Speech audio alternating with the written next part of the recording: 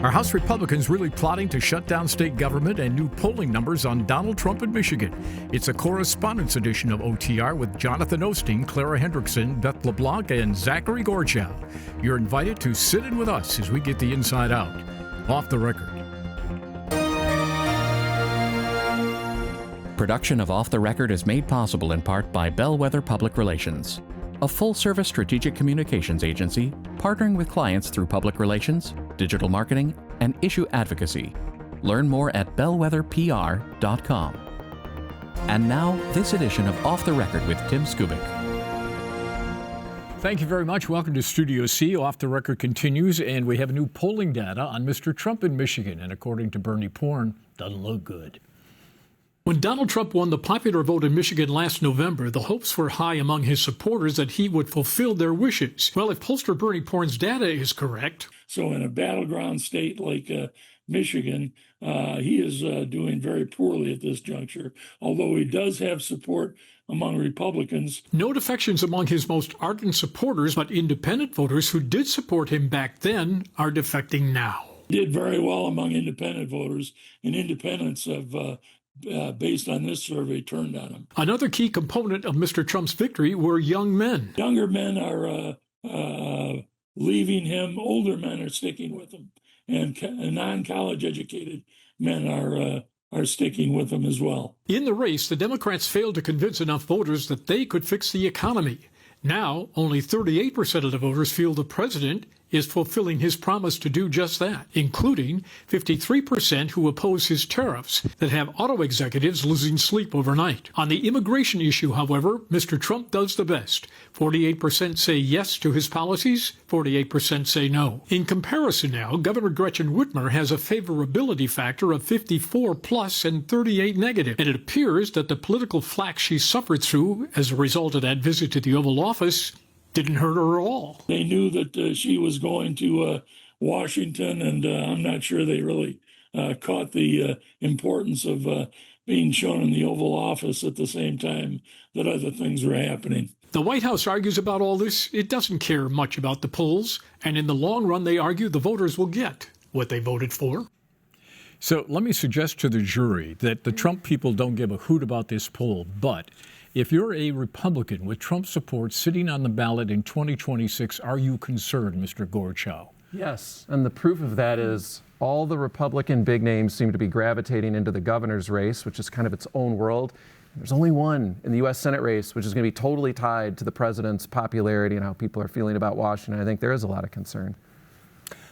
Yeah, I mean, we saw it, back in Trump's first term that, the midterm was not great for him. We saw this Michigan poll. It's pretty consistent with some federal numbers, which have shown that the two most unpopular presidents through their first 100 days, or terms anyways, were both Donald Trump in 2016 and now in 2025, or 2017 and 2025. So, I mean, I don't think this is super surprising. Trump made a huge number of promises to voters in Michigan specifically. We spent a lot of time promising to do things like lower prices quickly, immediately. We're going to get it done very fast. And here we are at 100 days, and a lot of those same issues are still out there. So I think it's inevitable that there's going to be some buyer's remorse. Yeah, like Jonathan just said, inflation's not down significantly despite Trump's campaign promises on that front. And we're hearing from voters who are disaffecting from Trump on the economy, an issue on which he's getting really poor marks on. We did a project at the Free Press interviewing 100 voters in 100 days on Trump's first few months in office. And why not 3,000? Yeah, right, exactly. It was a heavy lift, but one story sticks with me. A Trump supporter who really liked him until the tariffs came, and she sells tarot cards on the TikTok shop and Chinese imports, and now she's really upset. And so we're probably going to see some more defections, especially as, depending on what happens with the tariffs. Yeah, I mean, I think state economists are quick to remind us that when the rest of the nation sneezes, Michigan gets a fever, right? And I think the tariffs are no exception in that sense. Michigan is going to get a bigger hit from those, especially from the auto industry, but in other sectors of manufacturing as well. And that appears to be bearing out in the numbers as well, that the support that he had as recently as November is deteriorating on an economic message. So I feel like there's still time for him to turn it around before 2026, depending on where these tariffs go or if he concedes at all. But if it stays this course, yeah, I think Republicans heading into 2026 have reason to be nervous. All right, so if they are nervous, do they start to put distance between themselves and the president? You're 0.0% chance no of that kidding. happening. So another self-survival is not an important thing? It is all about primaries and the base, and Republicans who break from this president are excommunicated. They are history. There are maybe a couple narrow exceptions who represent really, really competitive areas that might put some distance, but look, this is someone who's been on the political scene now for, almost a decade. And at some point, you just have to accept, this is the guy the Republicans believe in, and no, I don't believe we'll see any distance. And I mean, things would really have to tank, like massive unemployment, stagflation, none of these global conflicts. I mean, just draw up a long list, and then maybe. I haven't seen it yet. I don't think we'll see it.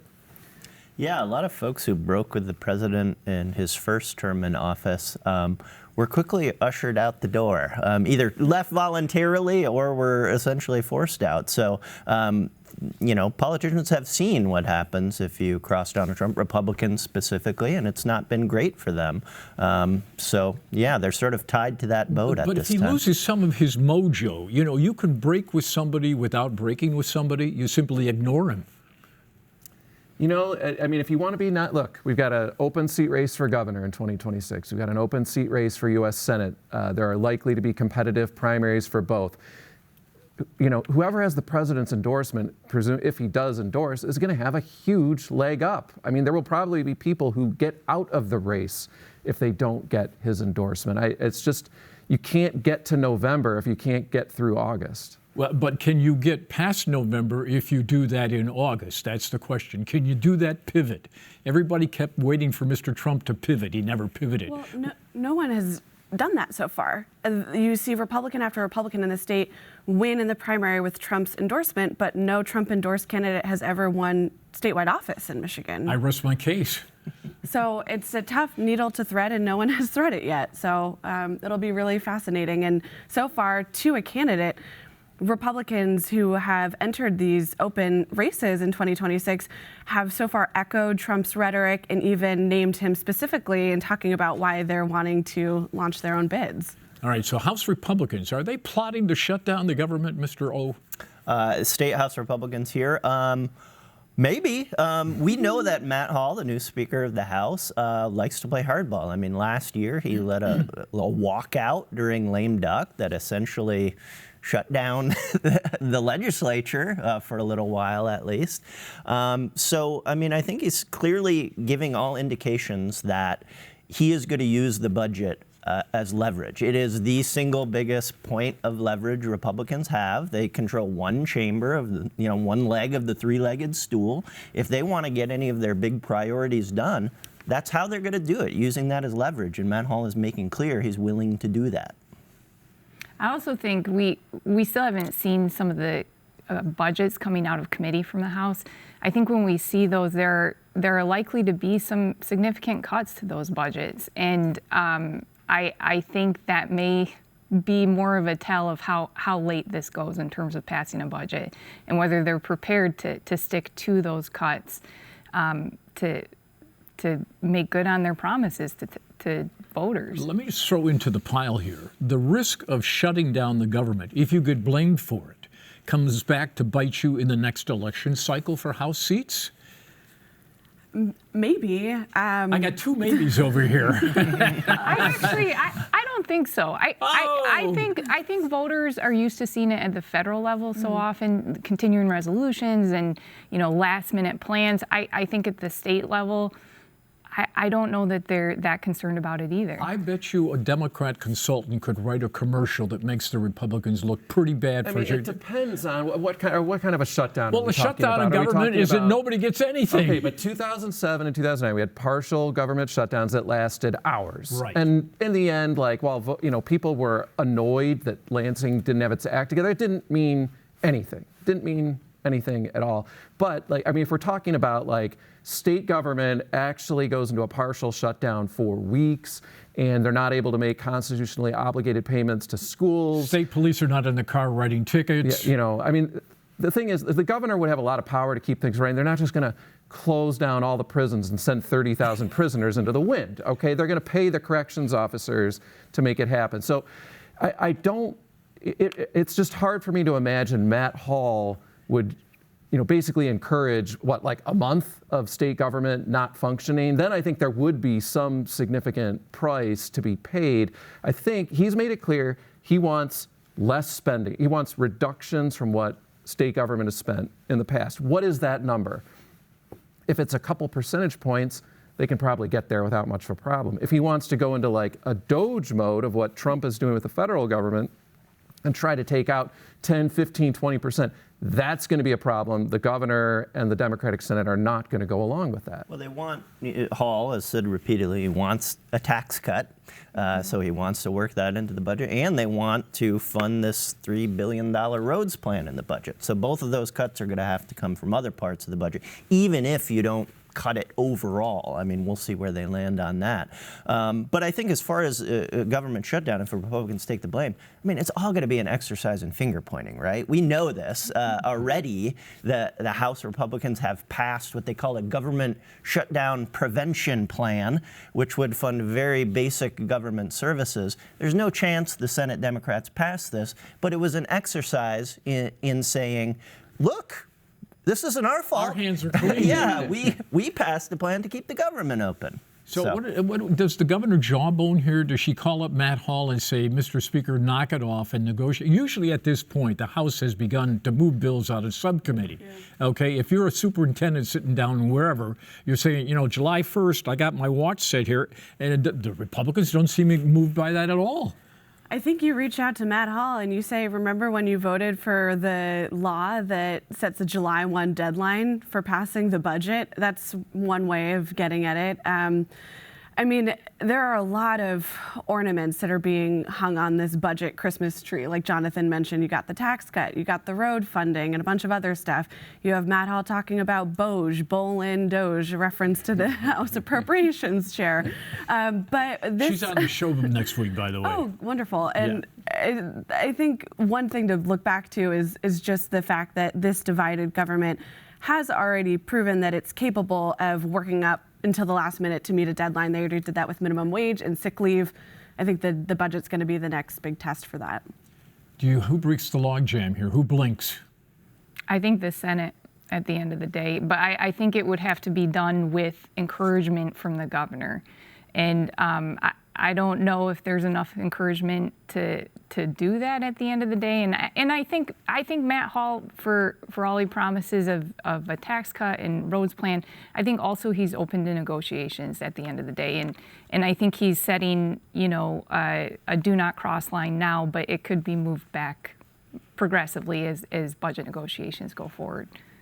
You nodded your head. Yeah, I mean, I think we saw with the minimum wage and sick leave negotiations that were mentioned before, Matt Hall put his, line down, and then he took a step back from it, and he got a deal done. So I think he is willing to negotiate, and of course has been saying publicly some nice things about the governor, although, angered some House Democrats by criticizing some individual lawmakers, but he certainly is willing to play ball with the governor. We'll see how far that goes. And I think that's important because if you think back to the last shutdowns, the Senate Majority Leader at the time, Mike Bishop, and the Governor, Jennifer Granholm, that was not a mutual admiration society, to put it politely. But clearly, as we've talked about ad nauseum, the Governor, Gretchen Whitmer, and Speaker Matt Hall are trying. They're really trying to work things out. And obviously, there's been some tension with the Senate and so forth. But we've seen Senator Brinks, the Majority Leader. She has worked out a lot of deals with the Minority Leader, Eric Nesbitt, over there. And they don't agree on a lot philosophically, but when push has come to shove, they've worked it out. So it seems like the personalities would favor this getting done. It's not the I don't see the toxic stew that we've had in the past. I tend to agree with that, and there's plenty of time. Okay, there's plenty of time to get this thing done, and so I think Mr. Hall will play his cards as hard as he can, and then say, okay, let's just step back a little bit. I think I don't think he wants on his record the Republicans shutting down the government. I'm sorry that you guys don't see that, but that's. Well, he's been a creature of Lansing for 20 years. I mean, it's not like he's just coming in here thinking, I'm going to burn this place down. I mean, I think he respects state government as an institution. I don't think I would be surprised if that's his angle, that he wants some protracted shutdown that wrecks state services for an extended period. I would think before that happens, there would be a conversation between him and a former governor by the initials of Rick Snyder. Just between us folks, all right? But I've been wrong before. Let's take a look at the governor dancing around the issue of bringing state workers back downtown Lansing.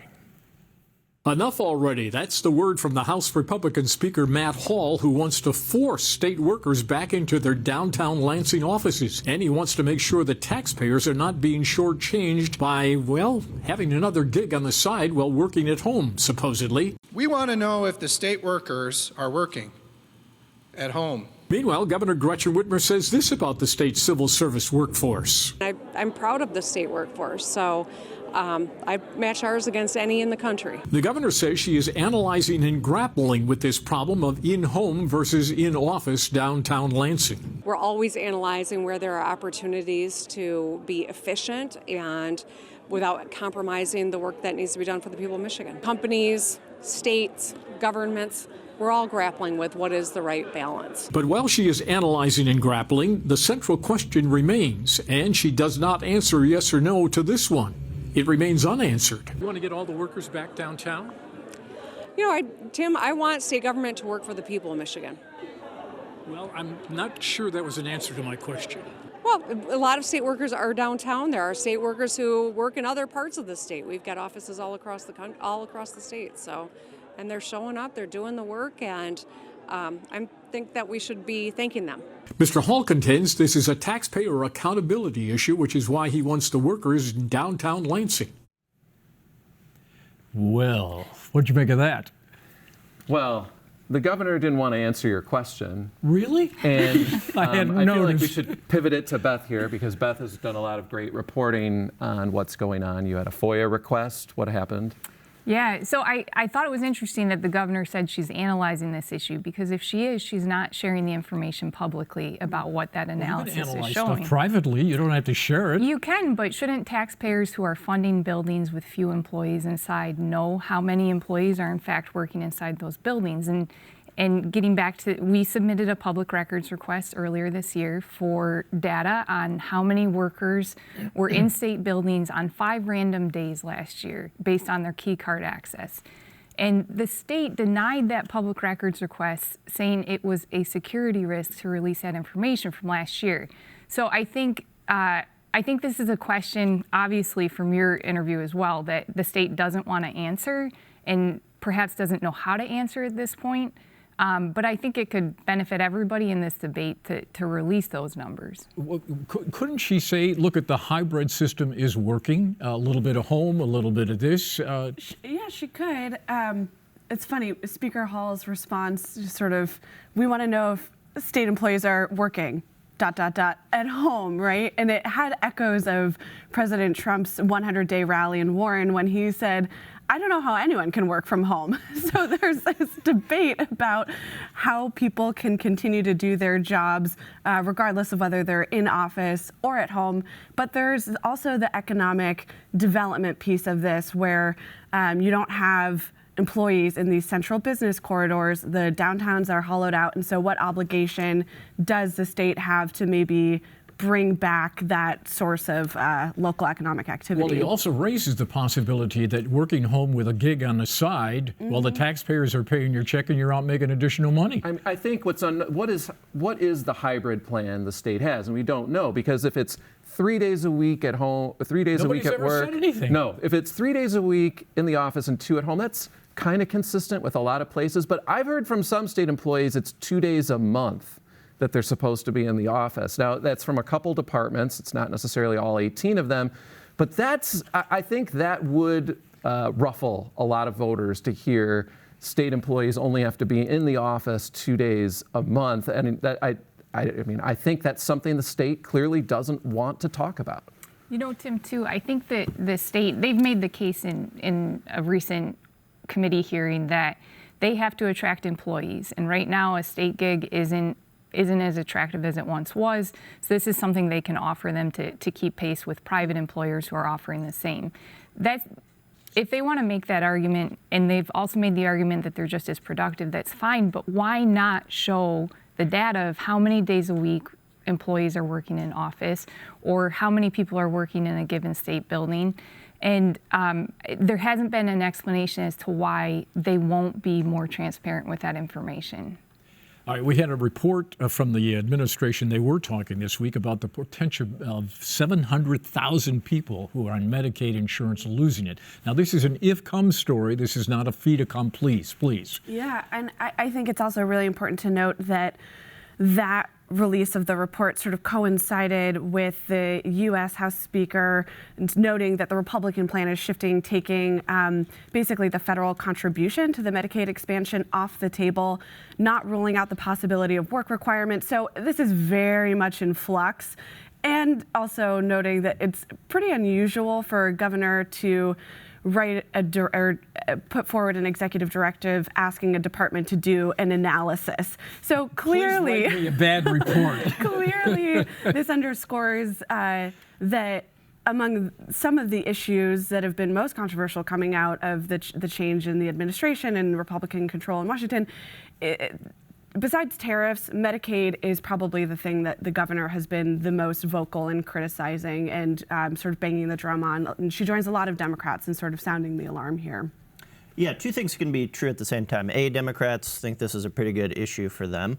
B, it would be pretty bad for the state if there were huge cuts to Medicaid. I mean, 2.7 million people had Medicaid health insurance through the largely paid by the federal government in Michigan last year. That's like 1 in 4 folks in the state. So it'd be a huge issue. To Clara's point, we don't know exactly what the plan out of Congress is actually going to be, but congressional Republicans kind of box themselves in a corner by requiring themselves essentially to cut $808 million from this chunk of the budget where Medicaid is likely the only target there. And so, this idea that simply waste, fraud, and abuse is going to amount to $800 million is not realistic. There are going to be cuts. We don't know exactly what they are, but potentially could have a very large impact on the state, the economy, if people have medical debt because they're not insured, hospital systems, medical providers. It's a really big deal. So if the poison pill, you've got to work in order to get the money. Michigan is familiar with that issue. Yes, that's right. During the Snyder era, there was a statute and budgetary changes put in place that put in some work requirements, but then they faltered, I think, through a mix of court rulings. Of excuses. Yeah, it never came to be. I think they were successful in beating it back in court, if memory serves. And then Joe Biden took office, and I believe the legislature, once Democrats had control, repealed the last vestiges of that. I'm sure there would be another court fight over it if it was attempted. It went back to this old idea of, with cash assistance in the human services sector, the idea of let's set work requirements for that. And that the work requirement for the health insurance piece didn't sit well with some people because they're saying look, you're talking about people are going to get the health care one way or the other. They're either going to show up in the emergency room or maybe they get this preventative care. Why are you maybe erecting these barriers to people who, in general, if you're on Medicaid, you are lower income, you're a child, you're maybe a new mother, these generally more vulnerable populations. Let's put all this stuff in context. These clouds, these dark clouds, the tariffs and the Medicaid are all hanging over this budget process. And so what do? Do you draft 2 budgets? Do you do the doomsday budget and this one over here, or what? Yeah, that's a really great question. Thank you. The impact on the economy, the state tax collections, but also just direct funding from the federal government is very much in question right now. So maybe House Republicans waiting to reveal their budgets, there's some merit to that. I don't know. One of my colleagues talked to Attorney General Dana Nessel yesterday, and she made that point. She said, I don't think the legislature should be finalizing health department budgets right now when we don't know what's going to come down from the federal government. Well, this will all set up for a very interesting revenue estimating conference, which is next Friday. What are those numbers going to be? What are the forecasts going to be? Huh? What does your crystal ball say? I am not sure. I mean, to Jonathan's point, you could have not just a Plan B budget. You could probably have 100 different contingencies. There's so much uncertainty. So I don't envy the task of having to create any kind of revenue estimate at this point. Just very quickly, the Senate passed a cell ban sort of to the House, which is not going to go anywhere. This school districts have to set a policy on cell phones in the schools. This is the 99% of the state agrees with this idea. Bill, say this as a parent of two teenagers. This problem is cell phones in schools have become insidious, a big distraction. And this is sort of a light touch way of saying we're not going to tell you what to do exactly, other than you have to have a policy on how to do it. But the House wants to put some specific language in that is universal, and there's the rub. Out of the House yet. I think they've got a lot of work to do there. All right, filled another 28 minutes, eh? How do we do it? Thanks to all of you for showing up. Thank you for tuning in. See more Off the Record right here next week. Production of Off the Record is made possible in part by Bellwether Public Relations, a full-service strategic communications agency partnering with clients through public relations, digital marketing, and issue advocacy. Learn more at bellwetherpr.com. For more Off the Record, visit WKAR.org. Michigan public television stations have contributed to the production costs of Off the Record.